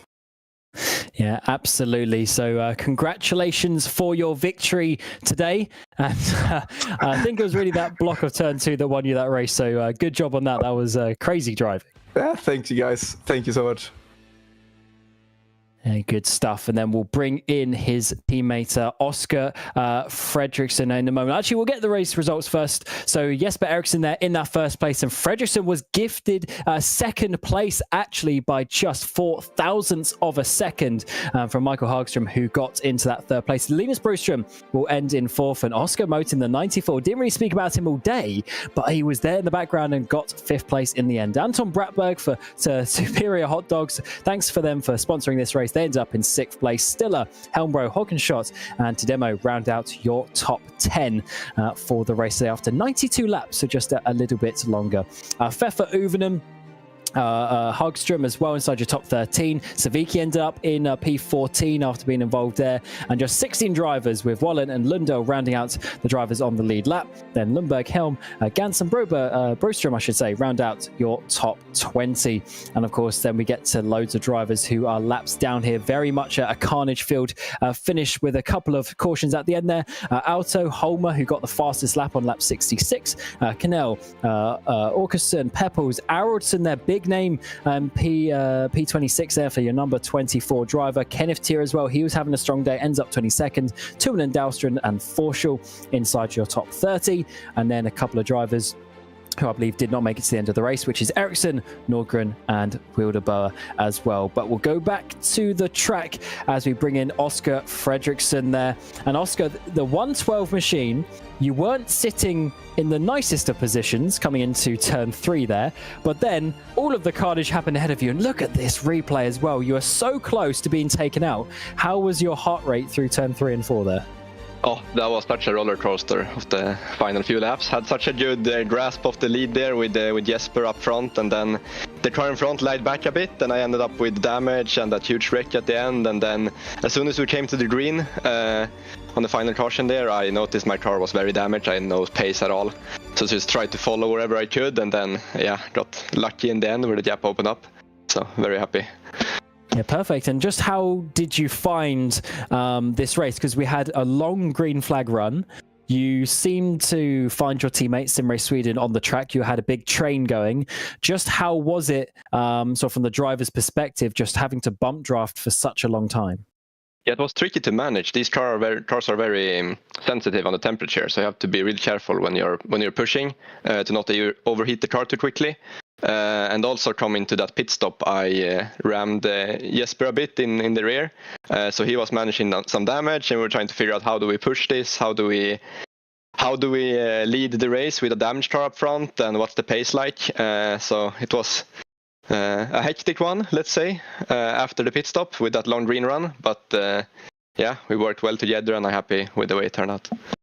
Yeah, perfect. And in that middle part of the race, but actually towards the end as well, you had Erik Lundberg in the 18 car leading the way. Was that sort of tactics as such for some fuel saving? Because from what it sounds like, you and Jesper were very tight on fuel at the end. Yeah, we were kind of working a bit with Lundberg there, letting him lead, especially since he had a fully working car. Jesper had some damage on the back end, so letting Jesper push was probably going to be the quicker option as well. And with the fuel being so tight at the end, turned out to be a good strategy. Just I think Lundberg had to pit for fuel. So It's good for us. Stuff. It's working out to be a pretty solid season for you. Hopefully you can get a few nice results. There's your second podium of the season. Well done. Thank you. Yeah, hopefully I can get a win and get myself in the playoffs on a win and not have to do it on points. But we'll see. Have 2 bad races so far. But this is good points for the team's championship. So. Yeah, absolutely. Good luck for the rest of the season. We'll speak to you soon. Thank you. And then next, we'll bring in Michael Hagström here in the 61 machine, who managed to avoid that wreck at the end. And for team players Hagström Racing, 61, how are you feeling after that one? That was certainly a hectic end to the race. Hi, guys. Well, I'm a bit surprised, actually. It was a lucky shot there. I mean, they were kind of hard racing, I think, door to door, and I just thought I should go on the inside and just see what's happening. Yeah, absolutely. And how did you find the race in general? I mean, it's a very tough race around here. You really have to fight towards the end. How was it sort of being in the pack and really just trying to work your way forward with the slipstream? No, I actually haven't no problem at all. I mean, it was a stable car, and I think it worked pretty good, actually. Being in the pack, I mean, I lost the first pack there after an incident, so I had to work my way up, and I just waited for the caution to come out so I can try to get up again. So, but I think it had worked pretty good, actually. Absolutely. And from 28th place in the championship, you're going to be jumping up quite a few positions. What do you think your prospects are for later on in this season? Do you think you can get more podiums and challenge towards the front? How are you feeling in this Xfinity car? Well, I'm feeling pretty good, actually. I mean, I think I'm the oldest guy around here on the track and on the league, actually. I'm 62 years old, so that's a victory for me. I mean, so, but I mean, you never know. Indianapolis coming up, a track that I like with the Cup car, but this Xfinity car is not my favorite, actually. But I mean, it's getting better and better, so hopefully I can get a top 5, top 10, maybe a podium place once again, but I don't know. We'll see what's happening. Yeah, absolutely. It's certainly a great result for you, and hopefully we speak to you a bit later on in the season. Good luck. Thanks, guys. All right, and that wraps round 4 of the Bohlin Svenska Eracingligan, and it's been a pretty hectic race here for the Import Speedfest 369 by Team Superior. And in the end, it was a SimRace Sweden 1-2. Jesper Eriksson and Oscar Fredriksson getting those important positions there at the end of the race. Huge wreck coming off 3 and 4. I'm sure the stewards are going to have a very fun evening trying to work out and digest all of that. And I'm sure some penalties will be along the way. But that is, of course, not over for the season. We come back oval racing in a couple of weeks' time. Homestead Miami, which was the final race of the season last time, with Michael Haflinsson taking the championship, but this time is round 5 of the season, and that is in 2 weeks' time, the 24th of October, 8 p.m. Central European time, as always. But of course, we go back to the road course series with the IndyCars next week as well. That is going to be an awful lot of fun. But from here in Talladega, it's been myself, Cam Roger, Ewan O'Leary alongside me, and Hugo Louise doing the production of this RaceSpot TV broadcast. And until next time, enjoy these replays of 3-wide racing around the 2.66 miles here at Talladega.